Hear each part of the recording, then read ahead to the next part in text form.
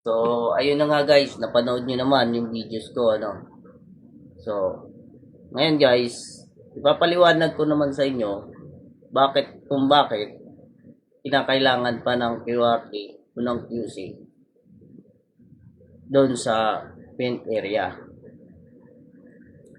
Alam nyo kung bakit? Kaya sila gumagamit ng QRT o ng QC para malaman o ma-maintain ang isang painting area.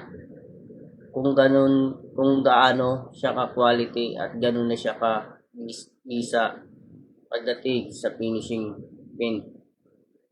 Kaya sila gumagamit ng QRT para ma-maintain nila ang isang area kung hindi na ba siya magkakaroon ng reflection or damage pagdating ng mga susunod na araw pag nauobserbahan nila ang isang area.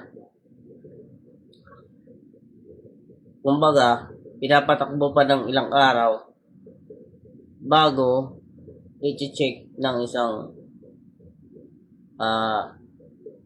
QC kung okay na ba yung area o karapat dapat nang i-release sa isang kliyente.